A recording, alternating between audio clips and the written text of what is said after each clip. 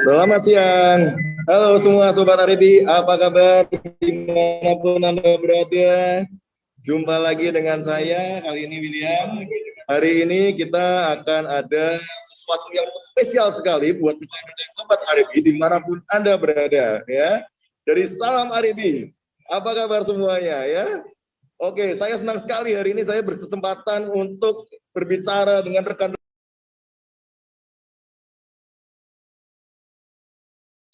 acara pada siang hari ya, dan sangat ditunggu-tunggu sekali oleh rekan-rekan semuanya. Ini saat ini sudah ada 170 lebih nih viewernya. Saya senang sekali, luar biasa sekali untuk acara hari ini, untuk animonya sangat luar biasa sekali. Oke, pertama-tama saya ucapkan terima kasih untuk rekan-rekan yang sudah bisa hadir di sini untuk pada siang hari ini. Kemudian saya berterima kasih atas kesempatan yang sudah diberikan kepada kami. Izin, Komandan, dengan Bapak Kompol Agus Sembiring selaku Kabid Reskrim ya dari Polda Jateng. Kita luar biasa, kita tepuk tangan dulu ya, apresiasi sekali hadir pada siang hari ini. Kemudian saya juga dengan hormat ada narasumber kami yang berikutnya adalah dari Ibu Notaris Katarina Mulyani. Ya, saya luar biasa sekali. Selamat datang Ibu, selamat siang. Kita kasih tepuk tangan sebentar. Dan pada hari ini kita juga, saya didampingi oleh moderator yang istimewa lagi, yaitu dari Ketua DPD Jateng pada siang hari ini adalah Ibu Winasis ya. Kita tepuk tangan dulu Winasis. Oke, pada hari ini saya William telah ditemani oleh rekan-rekan. Hari ini kita akan membahas suatu tema yang sangat hot sekali, yang sangat spesial sekali, yaitu kita ingin bertransaksi properti yang aman ya, bebas dari mafia tanah. Wow, keren sekali ya acara hari ini. Dan tidak lupa acara hari ini turut disponsori oleh Citra Grand dan Citra Sun Garden. Kemudian ada juga dari Bank KPR CCB. Ya, luar biasa sekali ya. Sangat apresiasi sekali untuk para sponsor kita untuk pada siang hari ini. Luar biasa sekali. Oke, sebelum kita mulai acaranya, seperti biasa kita akan menyanyikan lagu Mars Aribi.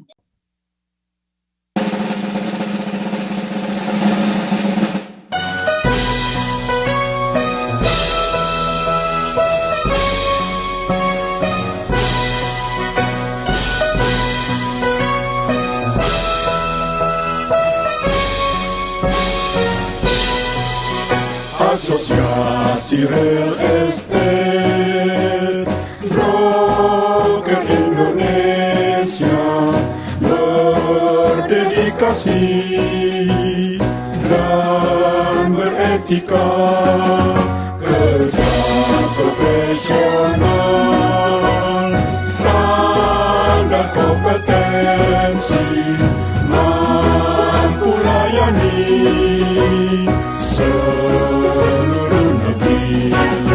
Aribi wadah kita, pemersatu kita semua.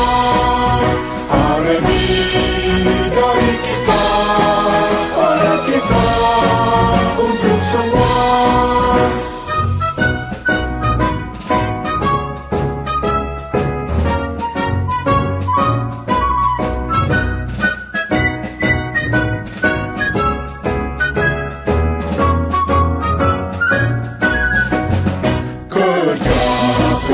Profesional, standar kompetensi, mampu layani seluruh negeri. Aribi wadah kita, pemersatu kita semua. Aribi dari kita, oleh kita, untuk semua. Aribi wadah kita, pemersatu kita semua. Aribi dari kita, oleh kita, untuk semua.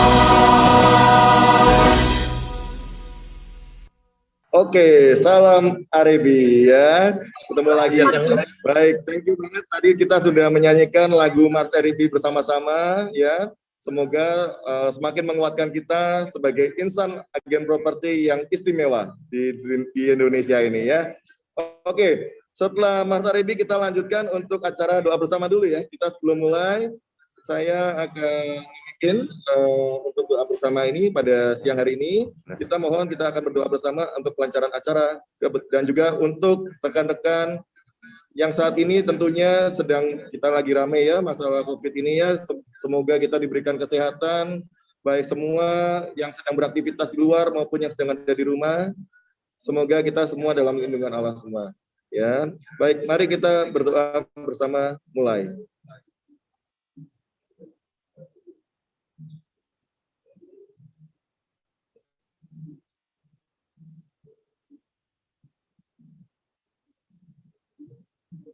Selesai. Oke, thank you semuanya udah bisa berdoa bersama. Saya senang sekali, luar biasa sekali untuk acara hari ini ya. Talk show kita pada siang hari ini sangat istimewa sekali dengan menghadirkan para pembicara yang luar biasa sekali. Ya, ada dari Polda Jateng, ada dari notaris ya, ada dari kita juga nih, Arebi Jawa Tengah. Ini luar biasa sekali ya. Acara ini juga spesial sekali, turut disponsori oleh Citra Sun dan Citra Grand serta dari Bank CCB ya, luar biasa sekali. Oke, sebelum kita mulai, kita ada pembukaan dulu ya. Kita akan ada kata sambutan dari Ibu Winasis selaku Ketua DPD Arebi Jawa Tengah. Monggo, waktu dan tempat saya persilakan Ibu. Selamat siang semuanya. Terima kasih sudah bergabung dalam seminar tentang bagaimana bertransaksi aman yang bebas dari mafia tanah. Sobat-sobat Arebi, semoga seminar ini membawa manfaat untuk kita semua ya. Dari pembicara-pembicaranya ini kita sudah hadirkan pembicara-pembicara yang handal-handal semua. Terima kasih juga pada Pak Agus Sembiring dan Bu Katarina Mulyani, notaris. Terima kasih. Semoga semuanya bisa mendapatkan manfaat dari seminar ini. Terima kasih. Oke, terima kasih dari Bu Winarsis. Terima kasih sekali untuk kata sambutannya. Berikutnya, kebetulan karena kemarin juga kita dari DPD Arebi Jateng dan DPC Semarang Kota dan dari DPC Arebi Solo Raya baru saja melaksanakan pelantikan pengurus yang baru. Mungkin ini akan kami kenalkan ya secara via slideshow untuk susunan pengurus DPD Arebi Jawa Tengah, DPC Semarang Kota, dan DPC Solo Raya. Sobat Arebi, berikut ini adalah pengurus Arebi DPD Jawa Tengah, tim pengurusnya. Saya sendiri, Winasis Muri Swandito, atau saya sering dipanggil sebagai Wini. Kemudian sekretaris saya, Ibu Cing atau Bu Cingriani Kusuma. Kemudian bendahara, Ibu Linawati Surya. Bidang hubungan pemerintahan, Bapak Suryon Nugroho. Kemudian Pak William di bidang hubungan dalam negeri dan organisasi. Bidang humas, Bapak Hartadi. Bidang kode etik, Bapak Stanley. Kemudian bidang penelitian dan pengembangan IT, ini juga merupakan training-training juga, Ibu Lia Imelda. Demikian adalah pengurus dari Arebi DPD Jawa Tengah. Nah, di bawah ini adalah yang pengurus Arebi DPC Semarang. Ketuanya adalah Ibu Davina Dian Pratiwi. Sekretaris Ibu Grace Juandi. Bendahara Ibu Minarni. Bidang hubungan pemerintahan Bapak Ciokom Liang atau Lianto Darmawan. Bidang hubungan dalam negeri dan organisasi Bapak Rudi Siswanto. Bidang humas Ibu Tio Mailan. Bidang kode etik hukum dan perundangan Bapak Dani. Bidang penelitian, pengembangan dan IT Bapak Aristar Wijaya, Tani Wijaya. Nah, ini adalah pengurus dari Arebi DPC Solo Raya. Ketuanya adalah Ibu Tanti Wilyawati, sekretarisnya Pak Iwan Hanoto, bendahara Bu Herlina Widyanovita, bidang hubungan pemerintahan Pak Yunianto Sukoroharjo, bidang hubungan dalam negeri dan organisasi Bapak Apri Hermawan Saksono, bidang humas Ibu Bernadetta Haryanti, bidang kode etik hukum dan perundangan Bapak Eko Widiantoro, bidang penelitian, pengembangan dan IT Pak Hari Pranoto. Demikian pengurus-pengurus AREBI di DPD Jawa Tengah, DPC Semarang, dan DPC Solo Raya. Selamat bertugas. Semoga dalam masa tugas kita ini semua. Ini sedang hot-hotnya nih, sedang hot-hotnya sekali, mafia tanah, luar biasa sekali. Tapi tolong rekan-rekan, jangan kemana-mana ya. Kita saksikan dulu ada pesan-pesan singkat berikut ini sebelum kita mulai. Oke, sebelum kita mulai ya. Ayo.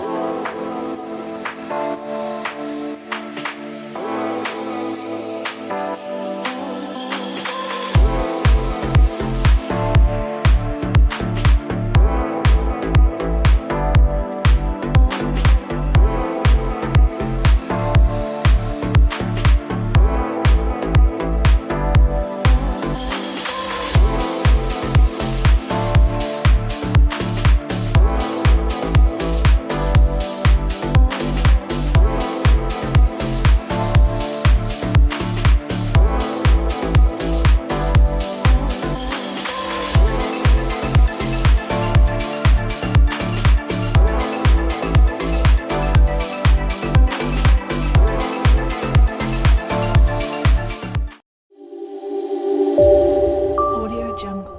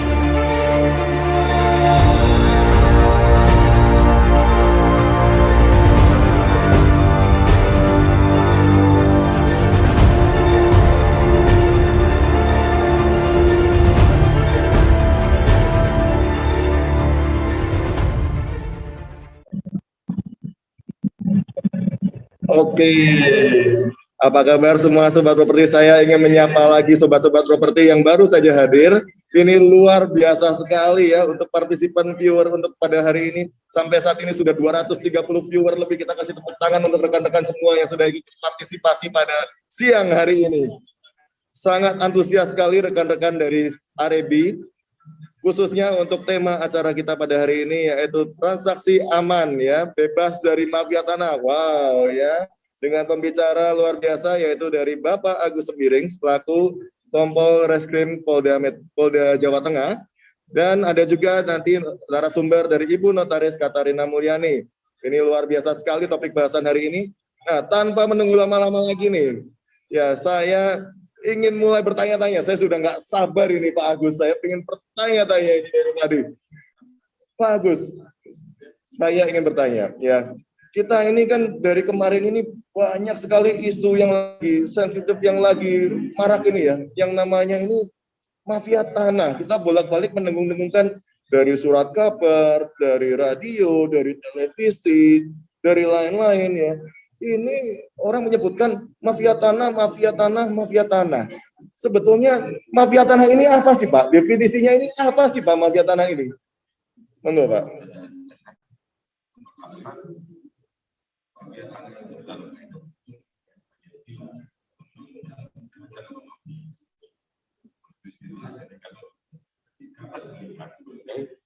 Mafia itu seperti perbuatan sekelompok atau seseorang yang dilakukan dari hulu dan hilir, bisa baik dalam rangka manipulasi data, rekayasa suatu surat dan sebagainya, yang tujuannya ya untuk memperoleh tanah dalam artian tanah ini ya, dan manipulasi data untuk mempengaruhi, bisa mempengaruhi penegak hukum, bisa mempengaruhi pihak terkait, artinya mungkin BPN atau mungkin dari pihak lain yang terkait, kelurahan, mungkin provinsi, malah mungkin notaris juga terlibat. Makanya saya sebutnya korporat dan hilir.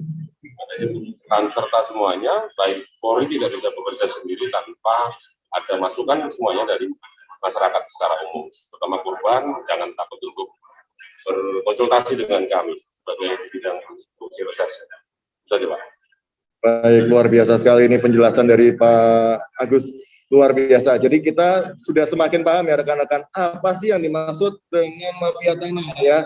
Jadi ini adalah sekelompok orang yang bekerja ini ingin memanipulasi data atau rekayasa surat atau perbuatan yang tidak terpuji lainnya yang tujuannya untuk memperoleh harta atau memperkaya diri sendiri mungkin ya Pak Agus ya. Dengan mungkin bekerja secara berkelompok, mungkin bisa 2 orang, 3 orang, mungkin atau malah bisa puluhan orang ya Pak ya. Saya pernah baca kasus itu ada 20 orang itu, 20-30 orang ya. Oke, ini memang rawan sekali ini terjadi saat ini rekan-rekan semua ya, sobat properti ya. Oke, Pak, ini kan kalau kita bicara mengenai contoh ya Pak ya. Kita ini kemarin ada beberapa berita di media massa yang kita sudah baca juga mengenai mafia tanah ini. Ini ada beberapa contoh Pak. Salah satunya misal kemarin kasus yang terjadi dengan ibunda dari Bapak Dino Patijalal. Ya, beliau adalah mantan juru bicara kepresidenan ya Pak ya waktu itu. Kemudian di pertengahan 2020 kemarin, kalau mungkin sobat properti ingat semua, itu ada kasus yang melibatkan artis yang fenomenal nih di Indonesia, yaitu Anang dan Ashanti ya. Mungkin kemarin rekan-rekan sobat properti masih ingat ya, itu sudah hampir menyerahkan sertifikat aslinya itu Pak kalau tidak salah ya. Kemudian kalau kita berbicara yang lebih dekat dengan kita ya Pak ya, itu banyak sekali juga banyak nih properti-properti khususnya misalkan seperti apartemen atau mungkin seperti perumahan itu yang tidak jadi dibangun Pak. Padahal dari customer ini juga sudah membayar, apalagi sampai lunas Pak. Nah ini bagaimana Pak? Apakah ini juga bisa termasuk kategori mafia tanah ini di sini Pak? Bisa banyak hal seperti mafia tanah. Iya. Menjelang mereka rata-rata 263, 264, 372, 378 penipuan penggelapan maupun mungkin spesialisnya ada undang-undang perumahan kawasan pemukiman atau mungkin tata ruang. Semua itu kembali lagi ke masing-masing person tersebut, baik owner maupun broker harus tahu prinsipnya. Kalau bahasa broker kan Anda harus tahu customer, you know your customer kan, artinya bagaimana customer itu atau owner pun itu mempunyai niat baik apa buruk, sehingga masing-masing orang bisa lebih hati-hati dalam memilih. bagaimanakah owner properti tersebut bonafit apa enggak, apakah sudah dijanjikan brosur, jualan brosur aja, tapi malah tidak terjadi bangunan. Akhirnya korban banyak bermunculan, sehingga kadang-kadang masyarakat juga memilih ini lebih murah, tapi rupanya syarat-syarat ataupun iklan-iklannya nggak masuk logika, sehingga mereka tergiur dengan mudahnya, sehingga menjadi korban-korban berikutnya. Yang menjadi masalah, ada broker di situ juga ikut turut serta, jadi dia hanya mengambil keuntungan saja, tapi tidak melihat si ownernya siapa, si customer-nya siapa, namanya top selling saja sehingga ambil keuntungan, sehingga efeknya di kemudian hari sudah jualan brosur, customer sudah beli, pembangunan nggak ada, akhirnya muncullah berkorban di mana-mana, impact-nya di sana, muncullah Satgas Mafia Tanah yang digagas oleh Pak Kapolri. Baik, itu mungkin juga termasuk program presisi ya Pak, salah satunya ya dari pemerintah saat ini ya, Polri ya. Itu luar biasa sekali Pak, program presisi ini saya baca ini sangat membantu sekali ya untuk aduan-aduan dari masyarakat sangat bisa ditangani dengan baik untuk dari Polri. Saya memberikan apresiasi sekali untuk tim dari Kepolisian Republik Indonesia, luar biasa sekali. Ya, jadi tadi dari pesan dari Pak Agus adalah kita harus mengenal customer kita lebih baik ya. Jadi know your customer ya. Pilih investasi properti itu yang baik ya. Jangan cuman kita sebagai seorang agen properti hanya sebagai jual saja ya Pak Agus ya. Hanya mengejar materi semata tapi tidak memperdulikan nasib orang ini. Harus ikut bertanggung jawab. Harus ikut bertanggung jawab. Nah, makanya kita juga saat ada kasus-kasus seperti itu, agen properti juga mungkin dipanggil sebagai saksi juga oleh Pak ya. Tahu bagaimana dia menawarkan produk itu, dia harus tahu ya, apakah si owner, si pemilik properti itu punya regulasi yang tepat sehingga dia layak untuk ditawarkan ke customer. Jadi dia juga, si broker juga harus bisa menjelaskan ke customer bahwa si pemilik properti itu punyanya izinnya mulai dari A sampai B, seperti itu. Mungkin investasi jangka panjang seperti ini harus dijelaskan tentunya secara jujur, sehingga customer pun tidak akan komplain di kemudian hari ya. Ujung-ujungnya ya banyak seperti ini kejadian, apartemen janjinya bangun 1 tahun 2 tahun dia udah invest bayar lunas, setelah 2 tahun blank, muncullah bisa dilaporkan penjualan konsumen, bisa dilaporkan penipuan penggelapan, brokernya kemudian udah dapat video. Iya. Bisa jadi Pak. Yang transaksi rekening kan, yang ketahuan semua nih, siapa pelaku-pelaku yang terlibat di dalam, siapa yang mendapat keuntungan-keuntungan yang di luar batas kewajaran, sehingga polisi tidak bekerja serampangan. Kita bekerja berdasarkan lotus tempus yang jelas, kata yang jelas, sehingga kita bisa mengarah siapa dan berbuat apa, itulah yang bertanggung jawab. Itu broker atau mungkin pemerintah atau mungkin oknum bank atau mungkin lain siapa yang terlibat tegakkan. Siap, baik, terima kasih sekali ini penjelasan dari Pak Agus. Pilih nih rekan-rekan ya, jadi pilih barang itu yang beres ya, pilih properti yang kita tawarkan untuk ke customer, kita juga harus sudah sortir karena tentunya dari customer pun juga percaya dengan kita nih, dengan broker ya. Jawab ya Bu Bini ya. Kalau yang di zona industri pernah ada kasus nggak Pak? Di daerah mana? Itu namanya polisi itu tidak bisa bekerja tanpa undang-undang, ada aturan. Berkaitan pengaturan zona industri atau zona hijau atau zona kuning itu ada di RT RW masing-masing. Oke, kurang lebih seperti itu mungkin ya Bu Bini bisa bantu untuk menjawab ya.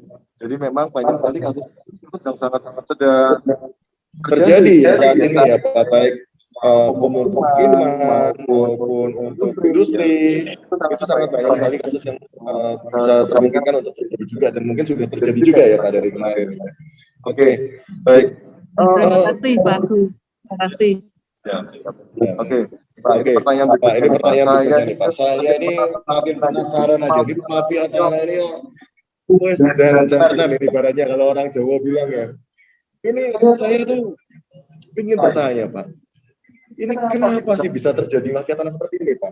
Kok bisa-bisanya timbul mafia tanah? Kok apa ya?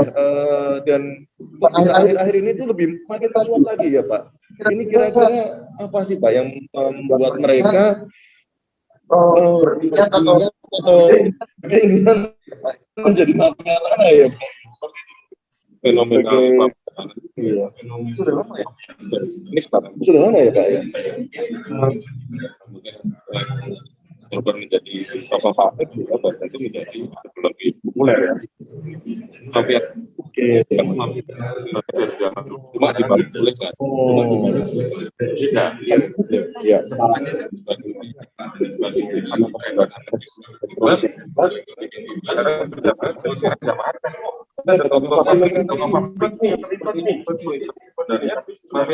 mafia tanah konteks dalam bulan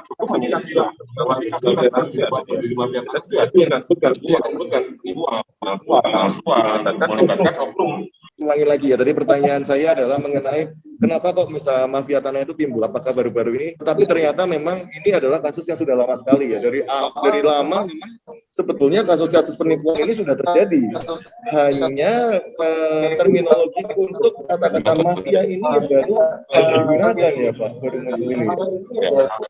Baru muncul terakhir ini ya.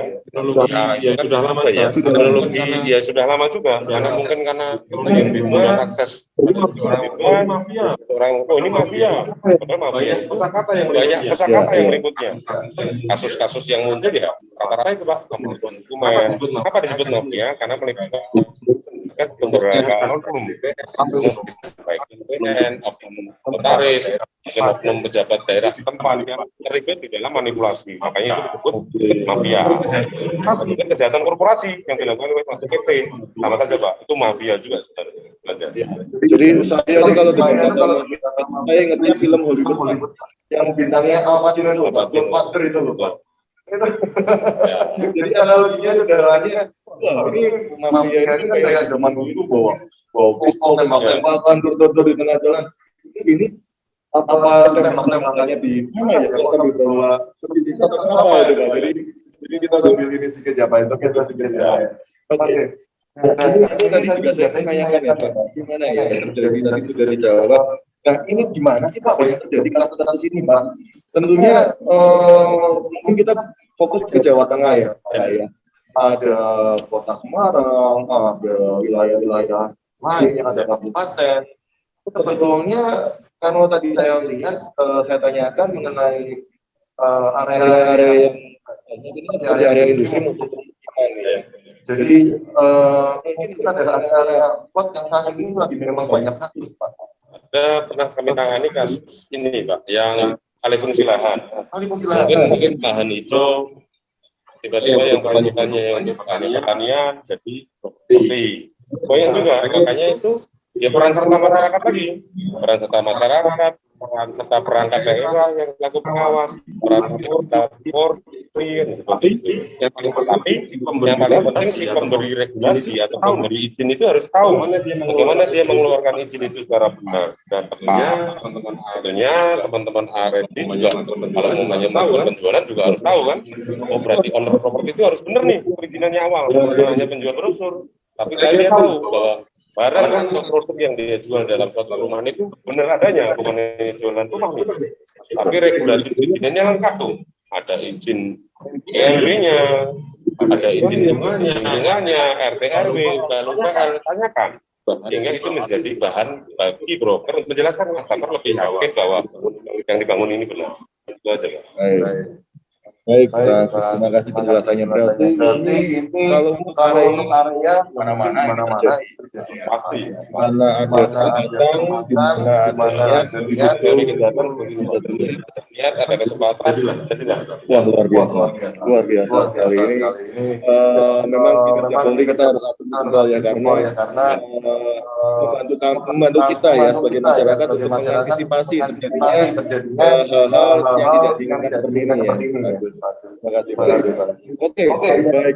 Saya ini dari tadi nanyain Pak Agus dulu. Ini kali saya mau gantian yang tanya Ibu Notaris dan Kak Rina. Ini Menarik sekali ya Bu, notaris ya, pembahasan pada siang kita hari ini ya, mengenai transaksi properti yang aman Bu, agar terlepas dari ya Bu, penipuan, pengkhianatan dan lain-lain.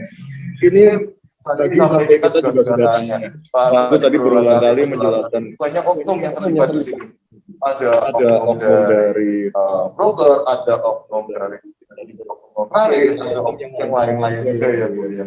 Nah, ini sebetulnya kan sangat meresahkan untuk kami masyarakat maupun bagi kami broker properti Bu di sini ya.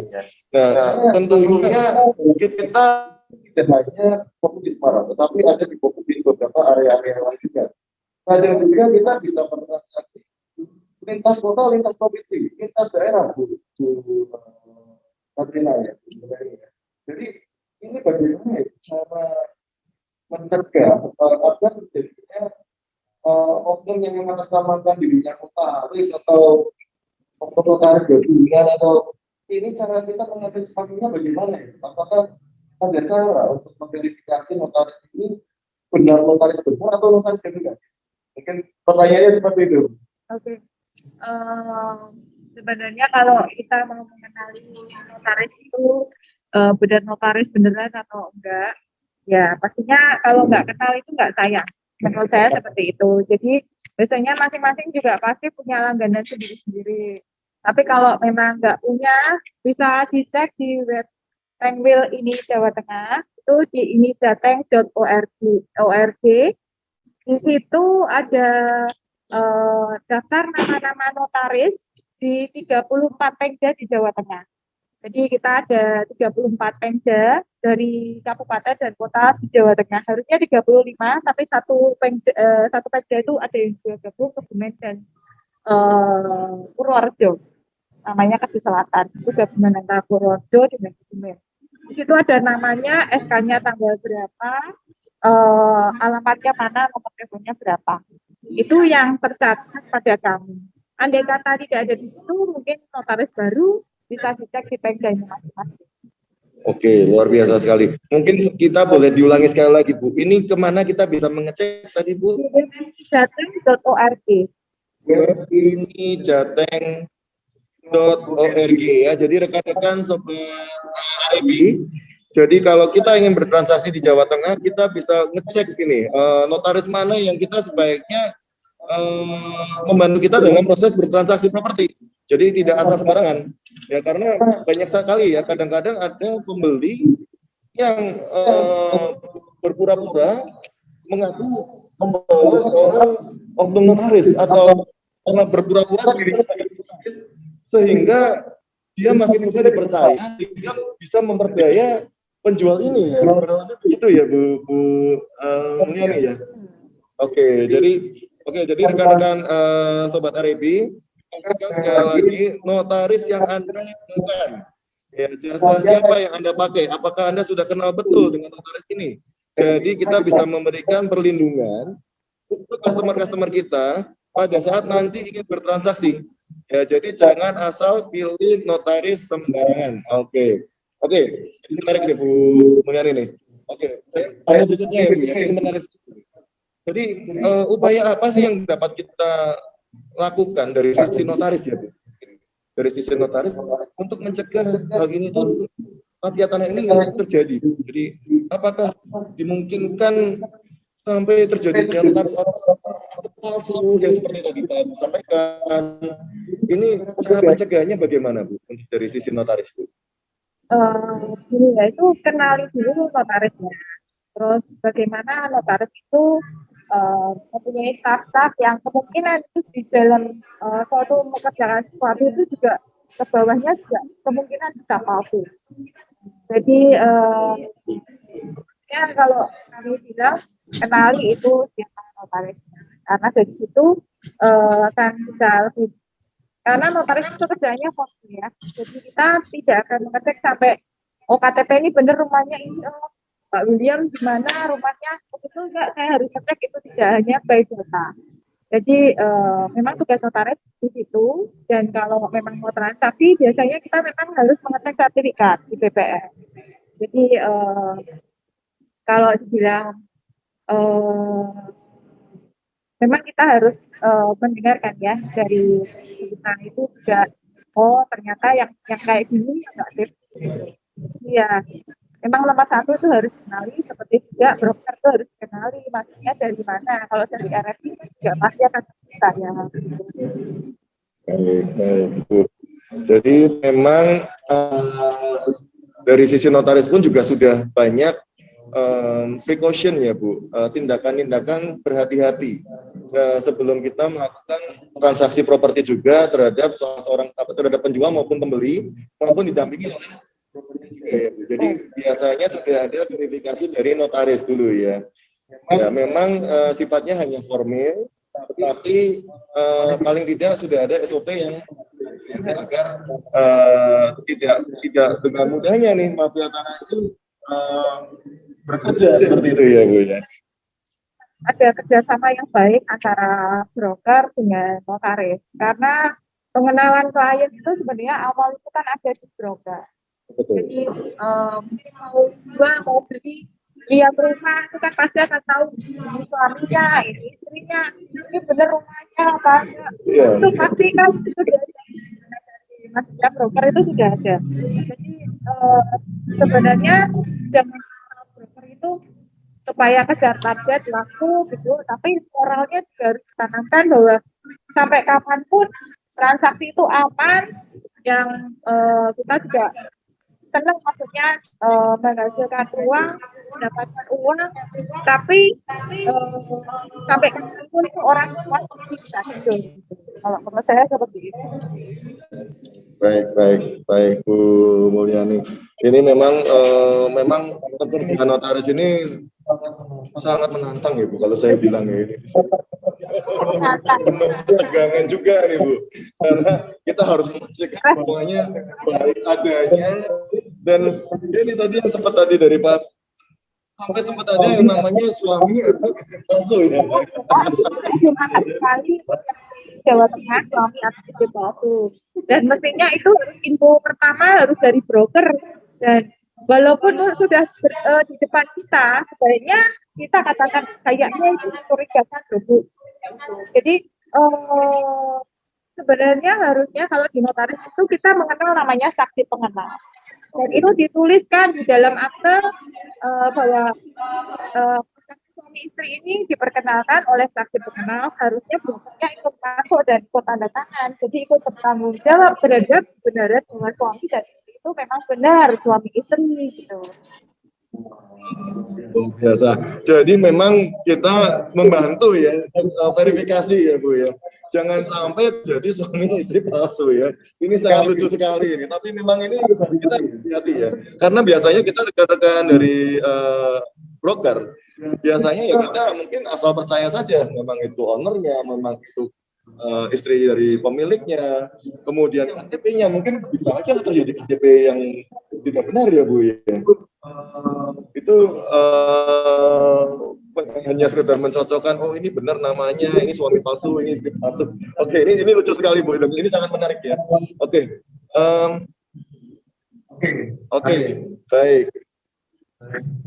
baik, terima kasih Bu Cincin. Oke, untuk mungkin pertanyaan selanjutnya saya ingin lagi ini Bu Yani ya. Kita ini kan sebagai agen properti, ini kan kerap sekali bertemu dengan customer PHP Bu, atau kita sebut memberi harapan palsu Bu.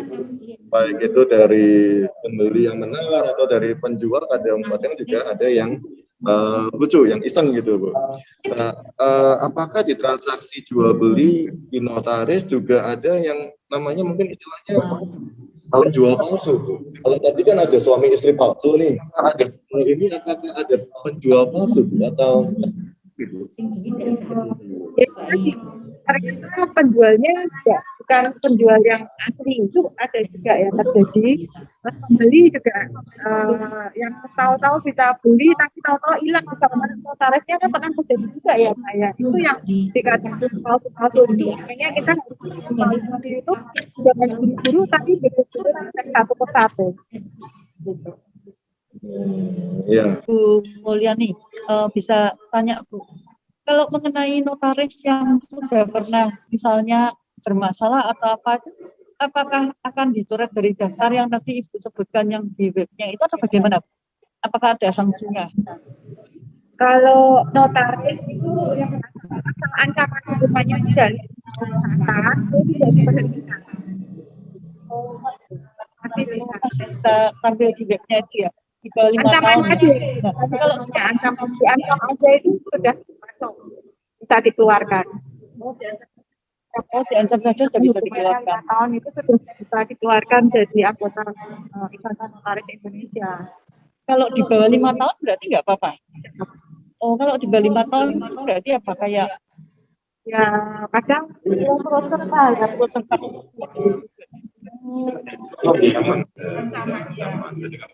Walaupun 1 tahun, ancamannya 5 tahun, Iya. Ada juga bisa. dalam undang-undang ada. Berarti ini webnya ini ya cukup membantu ya. Kita kadang-kadang kita juga ragu-ragu nih, kita bisa ngecek juga ya. Bisa ngecek juga untuk mengamankan transaksi juga ya. Terima kasih Bu. Oke, terima kasih Bu Mulyani. Bu Mulyani, saya ini tadi sempat mendengar dari Pak Agus. Ini menarik sekali bahasan kita pada siang hari ini. Sempat tadi disebutkan ada kemungkinan ini modus terjadinya akte palsu, Bu Mulyani. Ini kenapa bisa terjadi akte palsu ya Bu Mulyani? Karena sebetulnya pada waktu kita transaksi pun akad kan juga semua dihadapkan dengan notaris, Bu Mulyani. Ini kira-kira tanggapannya bagaimana Bu Mulyani? Apa yang bisa kita lakukan untuk mencegah terjadinya hal ini Bu Mulyani? Akta palsu itu biasanya ya kalau akta dan kalau akta benar itu pasti ditandatangannya di hadapan notaris, dibacakan sesuai dengan prosedur dan ditanggalnya juga pada hari itu pada saat ditandatangani. Jadi kalau Enggak usah akta pakai ini terus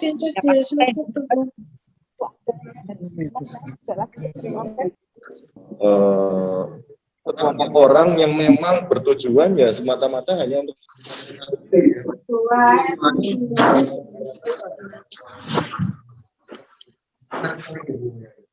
pertanyaannya ada satu tambahan lagi pertanyaan. Di Indonesia ini jenis sertifikat kepemilikan apa? Tapi perlu kita ketahui bahwa SHM itu hanya boleh dipunyai oleh pemukiman. Jadi kalau untuk rumah tinggal baru boleh SHM. Selebihnya harusnya HGB. Tapi mungkin tinggalan yang lama-lama yang itu masih kayak ruko bisa SHM. Tapi kalau yang sekarang sudah tidak. Selebihnya harus HGB karena itu pasti kalau itu ada rumah toko berarti itu usaha.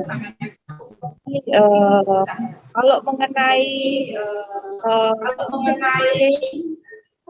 menggalakkan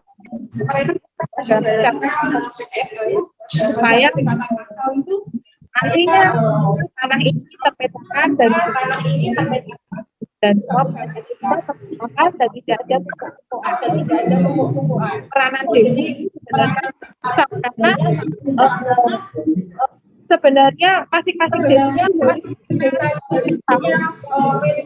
seperti apa bentuknya dan siapa itu awalnya semua jadi apa yang terjadi ya dari apa yang terjadi ketika itu ada di desa hanya setelah kami sertifikat masuknya di desa jadi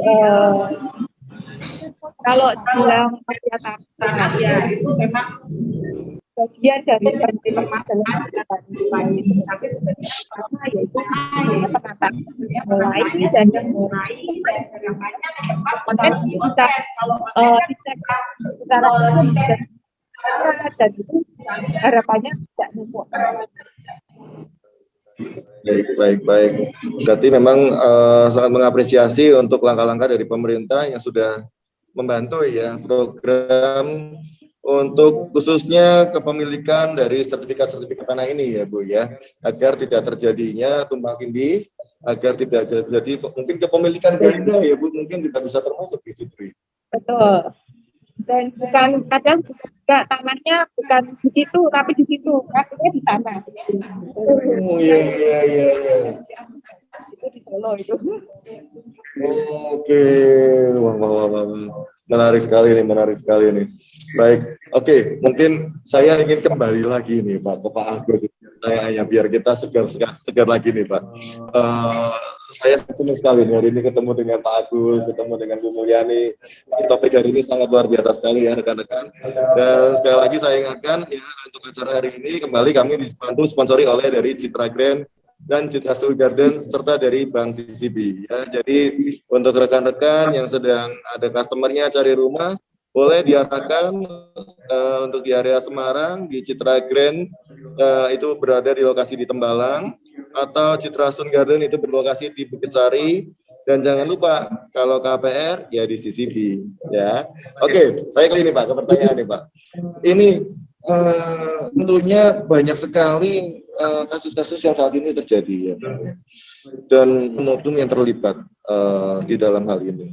Sebetulnya dari pemerintah ini kan tentunya sudah mengantisipasi atau memperhatikan hal ini Pak sebetulnya, dengan tentunya ada hukuman-hukuman yang tentunya akan dibebankan kepada si pelanggar hukum ini.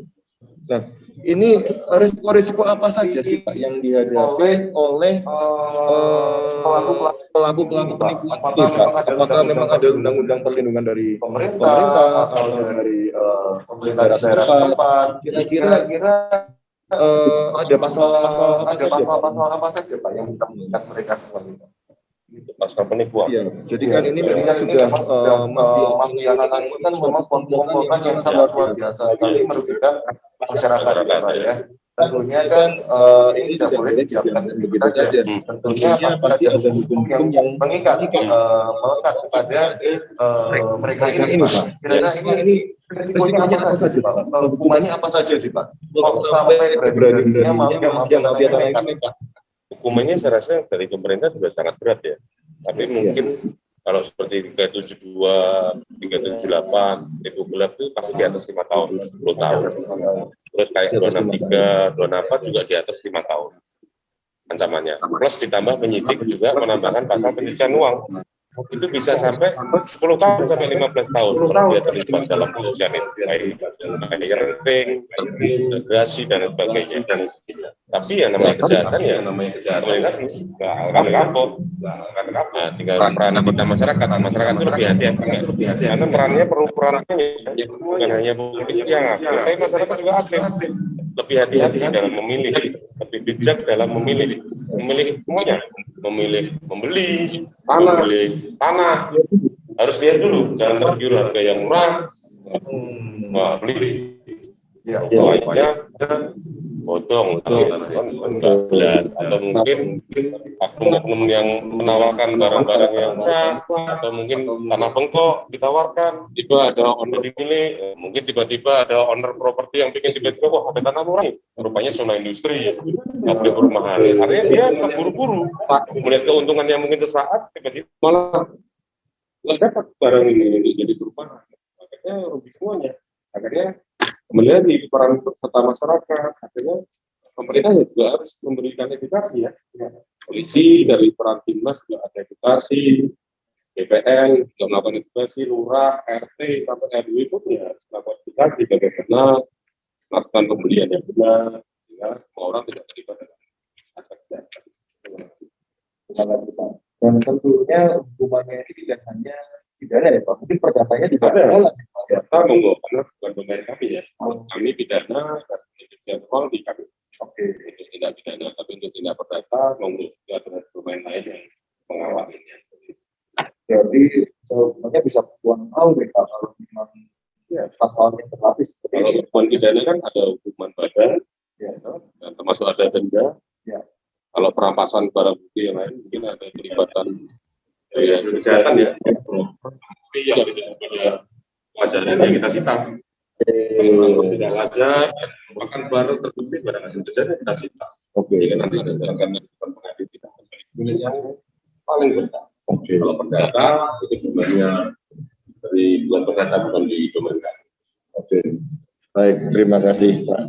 Oke, untuk rekan-rekan sobat properti, sobat alibi, jangan kemana-mana. Setelah ini pembicaraan menarik ini masih akan berlangsung, dan jangan lupa ya, kita di akhir acara kita akan ada pengundian door prize ya. Ini luar biasa sekali. Hari ini Alibi Jateng ingin berbagi dengan rekan-rekan semuanya, tidak hanya berbagi ilmu, ya, tidak hanya sharing dengan memanggil narasumber yang luar biasa. Juga nanti bisa dilakukan sesi tanya jawab ya.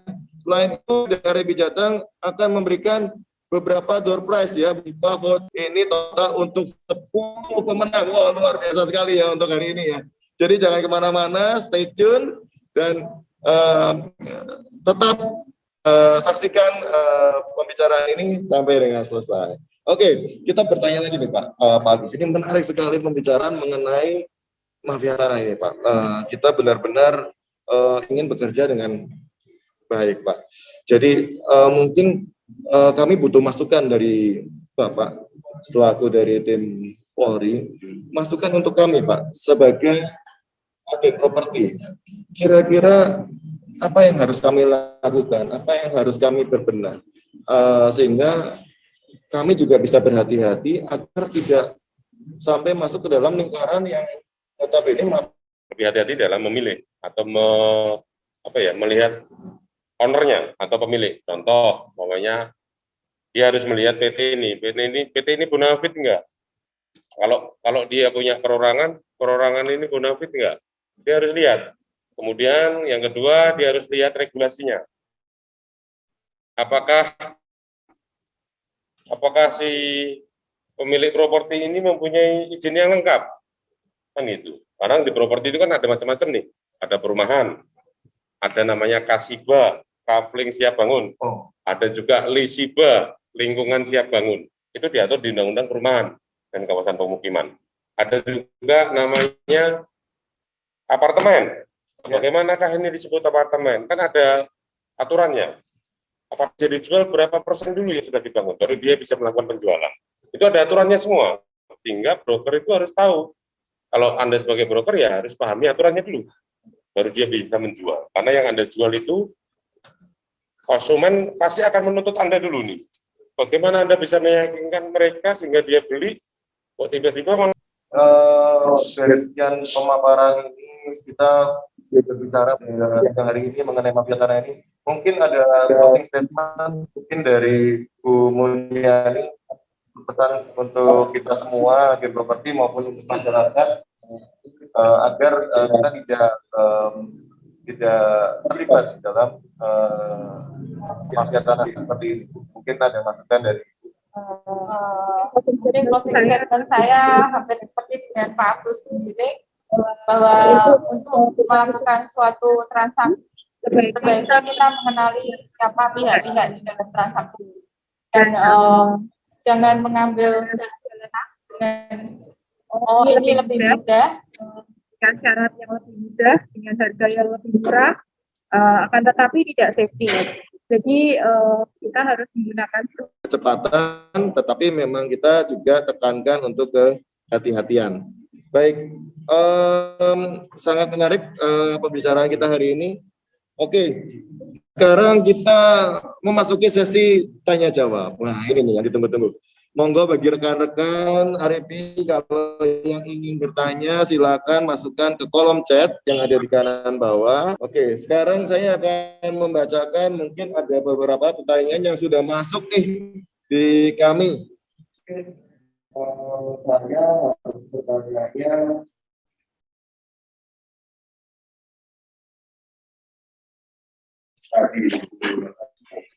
Ini dari Ibu Yuanita. Pertanyaannya, alamat cek atau daftar notaris di mana? Nah, itu mungkin tadi bisa dibantu disampaikan lagi Bu untuk mengecek daftar notaris Bu. Terima kasih. web ini jateng.org.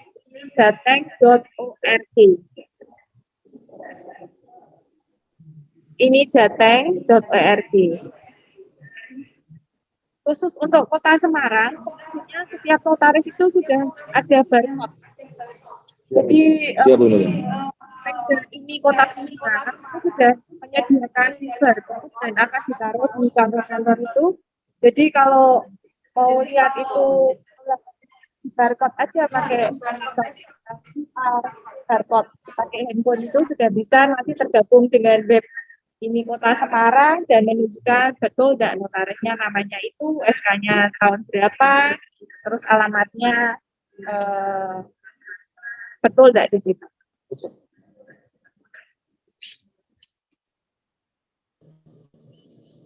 Baik, jadi tadi kembali diingatkan ya untuk Bu Yonita mungkin bisa terjawab.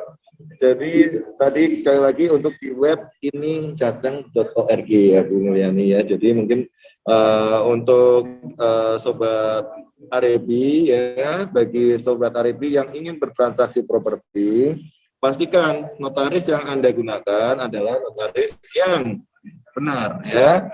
Kita selalu melihat track record-nya yang baik. Siapa ya notaris yang memang track record-nya baik, yang punya pengalaman yang baik. Ya, jangan asal memilih notaris. Ya, kita bisa cek tadi kita lagi di web di ini jateng.org. Baik. Oke. Ini ada pertanyaan berikutnya nih dari Pak Hengki ya. Ini pertanyaannya, kalau di keuangan atau perbankan dari pemerintah OJK yang bisa jadi acuan produk atau usaha yang dijual supaya atau belum? Pertanyaan saya, kalau di properti ada tidak lembaga pemerintah yang mengeluarkan izin bahwa properti yang dijual sudah layak dibeli atau belum? Nah, ini mungkin saya pertanyaannya ke Bu Mulyani ya.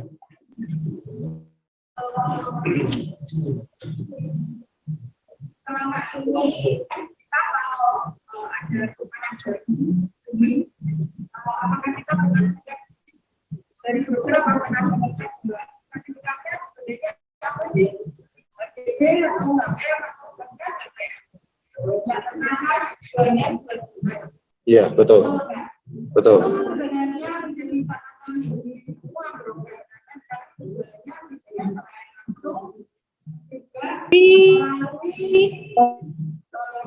Nah, disinilah peran broker untuk bisa menjamin kepada para pembeli bahwa sertifikat itu memang ada dalam keadaan ready. Dalam keadaan ready itu artinya mungkin tidak dijaminkan. Terus sertifikatnya itu sebenarnya HGB atau HM, atau kalau HGB itu sampai tahun berapa itu kita perlu pastikan juga. Jadi itu termasuk asas kehati-hatian. Dan kalau di dalam Undang-Undang Real Estate, kalau belum dibangun 35% itu semestinya belum boleh melakukan PPJB. Jadi kalau saya bilang kesalahan itu dilakukan berjamaah. Jadi perumahan sana gitu, perumahan sini gitu, ikut-ikutan semua gitu loh. Jadi memang ada persyaratannya ya, kalau 35% ini sudah terbangun, baru bisa kita lakukan untuk penjualan. Ya, PPJB. PPJB. Ya. Padahal kalau kita dengan memperhatikan banyak sekali jenisnya yang harus disiapkan dulu sebelum mereka menjual. Kalau 35% biasanya izin-izinnya pasti sudah keluar.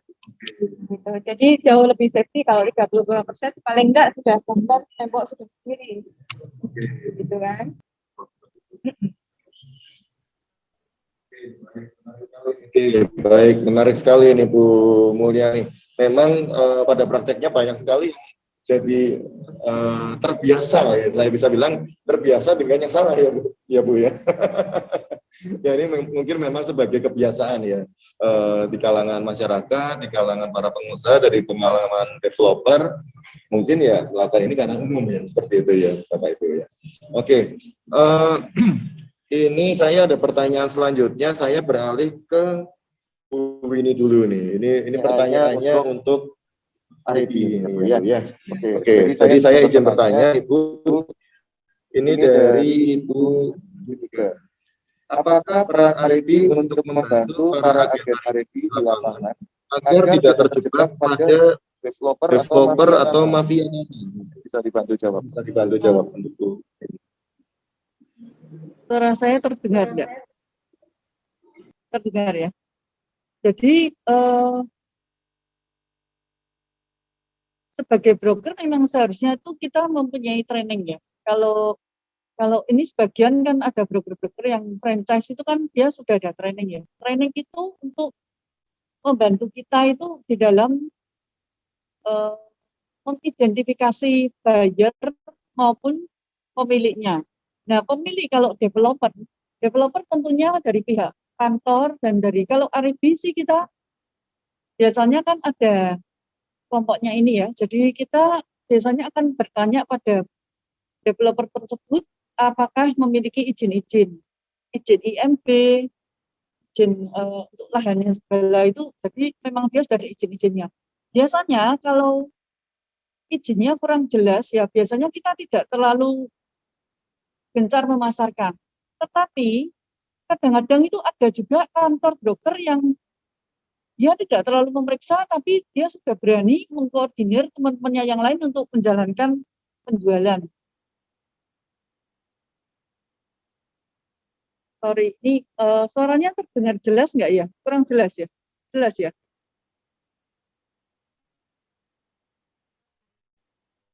Semua ini juga tergantung dari kantor-kantornya. Jadi dari pemimpin-pemimpin kantor ini seharusnya kita berusaha berhati-hati dengan kita mengadakan acara seperti ini, kita memanggil Bapak dari Polda, Pak Agus Sembiring dari Polda, kemudian dari notaris pun, itu juga tujuan kita adalah salah satu untuk memberikan informasi ke masyarakat agar berhati-hati. Developer tadi seperti yang tadi Pak Agus kan juga sudah sempat ceritakan ya, bahwa ada developer apartemen, tapi beliau kan tidak menyebutkan di mana. Nah, seperti itu kan kita pun juga harus berhati-hati. Jadi kehati-hatian ini tidak bisa diletakkan pada 1-2 orang saja, enggak. Tapi kita semua harus melakukan itu. Jadi misalkan kalau R&B misalnya, R&B tidak pernah mengatakan untuk menjual properti ini, properti itu, enggak loh. Yang menjual ini, yang mengkoordinir ini adalah dari pihak kantor. Nah, pihak kantor yang mengkoordinir ini kan seharusnya juga mempunyai tanggung jawab. Kalau berani mengkoordinir kan pasti berani mengecek dulu. Tetapi kita pun meskipun kita diajak kantor yang sudah mengecek bahwa ini properti developernya cukup oke, kita pun juga harus berhati-hati. Dan kembali lagi, properti itu kalau orang Jawa itu bilang seperti pulung ya. Memang kita harus berhati-hati. Untuk menjalankan pemasaran properti, jika ada customer yang mungkin dia mempunyai feeling nggak enak, mungkin minta pembatalan, kalau menurut saya ini jangan dihalang-halangi. Jangan dihalang-halangi, karena kita nggak pernah tahu. Banyak kasus di Jakarta misalnya, developer besar, bukan developer kecil loh. Itu dia melakukan pembangunannya bisa berhenti. Nah, seperti itu kan susah kita. Susah toh. Makanya itu sebaiknya tetap kita semua berhati-hati. Kepada semua pemilik kantor, sebaiknya juga menghandle timnya, memberikan pengetahuan-pengetahuan yang jelas. Dan tim pun juga sebaiknya mengikuti SOP yang diarahkan oleh pihak kantornya ya. Kantor itu bertanggung jawab atas timnya. Makanya itu kita nggak bisa sembarangan bekerja asal dapat uang, asal dapat komisi. Ini nggak bisa. Asal komisi besar. Beberapa kasus-kasus yang sudah berjalan yang lalu-lalu itu banyak cerita kok. Harusnya kan kita juga belajar dari pengalaman itu, tidak semata-mata melihat komisinya gede terus kita langsung tergerak untuk menjualkan dengan gencar dan tidak mau memperhatikan arahan dari pihak prinsipalnya atau dari MB-nya. Saya rasa kita tidak bisa mengatakan yang pasti, tapi kita berusaha. Oleh karena itu, tetaplah menggunakan standar SOP yang benar, standar operational procedure yang benar ya. Jadi bekerja tetap pakai cara yang benar. Untuk pemilik kantor sebaiknya juga mentraining timnya semuanya, dan jangan lupa bergabunglah pada kantor-kantor yang mempunyai surat izin perusahaan yang sudah diurus ya, SIUP 4 ya untuk izin-izin kantornya itu. Jadi agar semua tim marketing itu merasa tenang di dalam bekerja. Terima kasih. Oke, baik. Terima kasih sekali dan sudah bisa. Terima kasih dari ibunya sudah bisa menjawab pertanyaan. Oke, ini pertanyaan dari pemirsa di rumah. Ada developer perumahan menawarkan rumah inden ke customer. Kemudian customer yang membeli dengan cara bayar cash bertahap. Jadi bayarnya nyicil, Pak. Oke. Nah, kemudian status perjanjiannya antara developer dan customer masih PPJB developer. Ya, tapi pembayaran sudah hampir lunas, Pak, hampir lunas. Jadi semisal kurang 10 juta atau kurang 20 juta. Tetapi tidak kunjung jadi, Pak, rumahnya. Malah bahkan developernya ini melarikan diri, Pak, melarikan diri. Nah, ini pertanyaannya adalah apakah hal ini bisa langsung diusut ke ranah hukum pidana atau bagaimana, Pak? Di sisi lain, hak kewajiban dari developer dan customer juga belum terlaksana sepenuhnya. Rumah belum dibangun oleh developer dan dari customer pun juga masih ada kekurangan bayar sekian juta. Nah, kira-kira ini penyelesaiannya bisa seperti apa, Pak? Mungkin begitu. Ada dua aspek, bisa perdata maupun pidana. Kalau polisi melihatnya, kalau itu bisa masuk pidana, apakah ada unsur penggelapan di situ? Apakah ada unsur penipuan di situ? Sesuai yang diatur di pasal 372 dan 378 KUHP. Ancamannya juga di atas 5 tahun. Kita lihat, kembali lagi perjanjian kredit awal. Apakah perjanjian klausul-klausulnya itu terlaksana dengan baik enggak? Baik antara si developer maupun kepada si konsumen. Apa klausul? Saya rasa kalau setiap perjanjian biasanya sebelum bangunan itu full jadi biasanya belum tentu lunas. Biasanya ada 80% pembangunan, 80% pembayaran baru jadi rumah itu baru pembayaran full. Tapi rata-rata ada juga developer yang tidak kredibel, membuat aplikasi kredit sendiri, tiba-tiba terima uang sendiri, nggak jadi bangunan itu, ditinggal kabur. Nah, itulah unsur penipuan dan penggelapan di situ masuk. Bisa juga pakai instrumen undang-undang properti, macam-macam. Modus-modus itulah modus-modus penipuan penggelapannya. Bisa, monggo tinggal nanti ibu mau tempuh jalur perdata, apa tempuh jalur pidana, monggo silakan datang di kepolisian setempat. Oke, berarti siap dari kepolisian, siap membantu ya, Pak, ya, untuk pengajuan-pengajuan seperti ini ya, Pak, ya. Asik, salam presisi. Oke, jadi memang sudah ada hukum untuk perlindungan konsumen ya, itu juga sudah bisa dipakai. Ya, kemudian ini ada kekurangan cara bayar pun juga itu sebetulnya bisa disampaikan juga ya. Mungkin nanti akan ada, mungkin biasanya ada dilakukan mediasi juga ya, Pak, ya. Dari kepolisian tidak semua kasus masuk dalam ranah pidana. Oke. Program Pak Kapolri ini ada namanya restorasi justice. Restorasi justice. Jadi penyelesaian perkara di luar pengadilan ada aturan instrumen hukumnya. Tinggal nanti gimana para pelapor di masyarakat, karena masyarakat juga konsumen bagi kepolisian. Pokoknya bagaimana nih dari mereka, kalau mereka memang melakukan mediasi dengan baik, benar, dan tanpa ada paksaan daripada pihak manapun, kami siap melakukan koordinasi melalui program restorasi justice ini. Itu pakai instrumen itu tersebut. Oke, siap. Baik, jadi program presisi dari Polri ini sangat luar biasa. Jadi tidak semua serta-merta harus langsung jalur pengadilan ya, Pak, ya. Tetapi juga bisa ada namanya restorasi justice. Oke, baik. Ini ada pertanyaan berikutnya dari Pak Riksa ya. Oke, izin bertanya, ketika ada jual kafling atau rumah inden yang sertifikat masih proses pecah atas nama pemilik sebelumnya. Oke, mungkin dari pemilik sebelumnya ya, itu PPJB apa sudah bisa dilakukan? Apa maksudnya sudah bisa PPJB di notaris? Oke, mungkin ini pertanyaan untuk Bu Mulyani ya, Bu ya. Jadi ketika ada jual kafling atau rumah inden yang sertifikatnya masih proses pecah atas nama malah pemilik sebelumnya, Bu. Ini apakah bisa dilakukan PPJB? Saya jawab ya, kalau kita masih akan sama pemilik sebelumnya itu, kalau misalnya dilakukan PPJB, nanti di dalam PPJB itu disebutkan bahwa sertifikat ini sedang dalam proses gelar akan terjadi dalam apapun juga, dan uangnya berapa juga, dan itu akan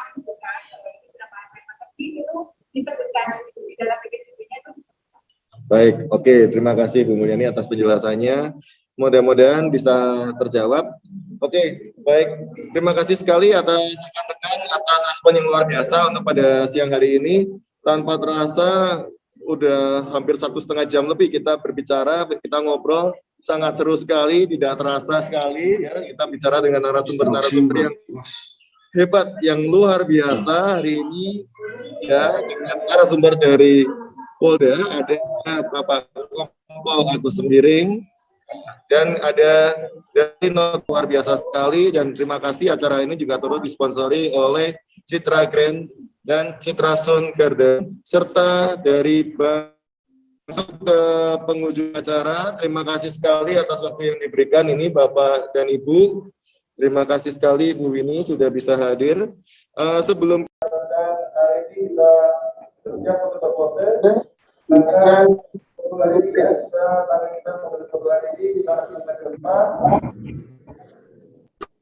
Boleh untuk menyalakan kamera semua. Mohon untuk menyalakan kamera ya semuanya rekan-rekan ya. Kita akan foto bersama. Ini untuk logo Arebi. Bentuknya segitiga ya. Polnya menumpuk ya. Oke.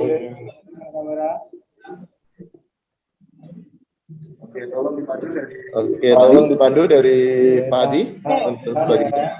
1, 2, oke, lagi nyalain kameranya. Nyalakan kamera. Oke. Oke,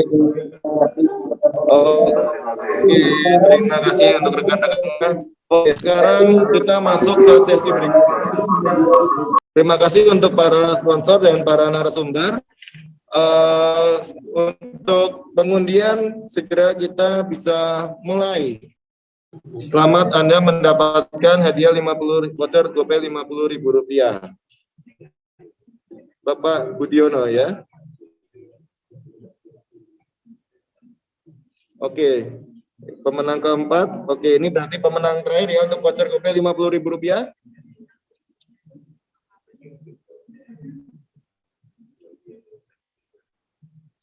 Oke, siapakah dia yang beruntung untuk voucher Rp50.000? Oke, ada Ibu Yeni Cahyono, LJ Uker Candi. Oke, selamat untuk para pemenang voucher GoPay Rp50.000. Ya, setelah ini akan dibantu untuk dihubungi dari admin. Oke, kita lanjut ke berikutnya. Voucher berikutnya yaitu voucher Shopee Rp100.000. Wow. Oke, kita mulai saja pengundiannya. Admin Mulyo. Ya.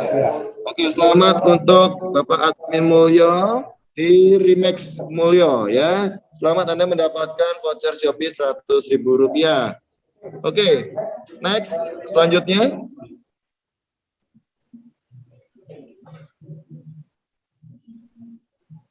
Yeni Cahyono. Oh, Bu Yeni sudah dapat ya tadi ya untuk voucher GoPay yang pertama ya. Mungkin kita undi kembali, kita undi ulang. Mohon maaf ada kesalahan teknis sedikit itu. Oke, kita undikan ulang untuk voucher kedua untuk Shopee Rp100.000. Ibu Maria. Ibu Maria, ya selamat, Anda mendapatkan hadiah voucher Shopee Rp100.000. Oke, kita lanjut ke pengundian berikutnya.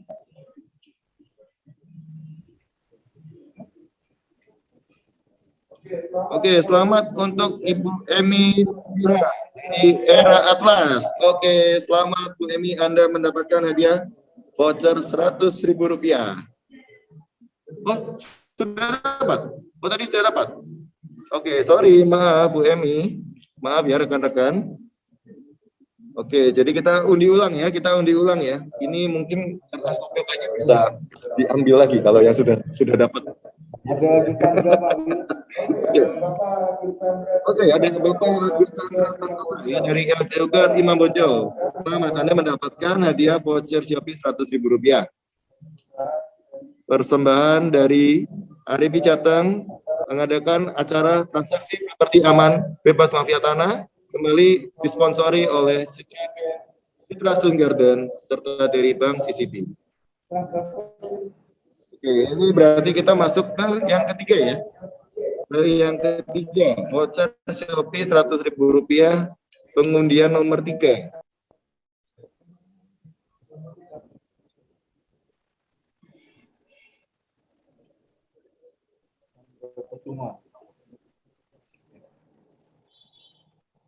Oke, untuk Bapak Chandra Kusuma dari Bank BCA. Wah, selamat Pak Chandra. Selamat, Anda berhak mendapatkan voucher Shopee Rp100.000.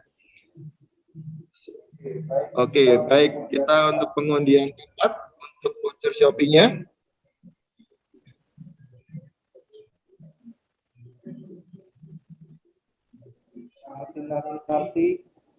Selamat untuk Ibu Martina Sunarti dari Interflow Property. Wow, selamat Bu Tina, Anda mendapatkan hadiah voucher Shopee Rp100.000. Nanti dari admin akan menghubungi Ibu.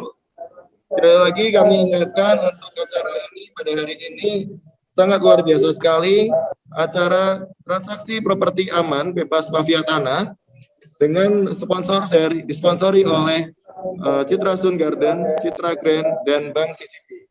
Hari ini menghadirkan pembicara yang luar biasa, yaitu Bapak Agus Sembiring, selaku dari Reskrim Polda Jawa Tengah. Kemudian dari Ibu Katerina Mulyani selaku dari notaris. Siang ini juga dihadiri oleh Ibu Ketua DPD Jateng, yaitu Ibu Winasis. Oke, sebelum kita mengakhiri acara, ini kita ada pengundian terakhir. Oke, ini untuk voucher Shopee Rp100.000. Siapakah yang akan beruntung mendapatkan hadiah terakhir voucher Shopee Rp100.000?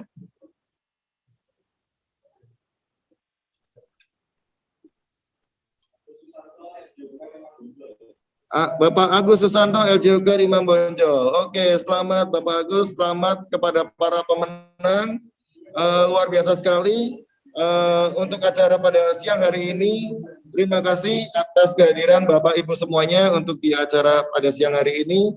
Kami selaku dari panitia berterima kasih sudah dapat hadir pada siang hari ini. Kami juga mohon maaf jika ada kesalahan atau kekurangan kami dalam penyampaian maupun dalam penyelenggaraan acara ini. Mohon maaf jika ada salah kata maupun perbuatan yang tidak kami sengaja. Semoga dibukakan pintu maafnya. Dan sampai jumpa dengan sobat-sobat Arebi dimanapun Anda berada. Sampai jumpa pada kesempatan talk show yang berikutnya. Terima kasih. Salam, selamat siang semuanya. Stay safe, stay healthy. Arebi dari kita, oleh kita, untuk semua. Bye-bye.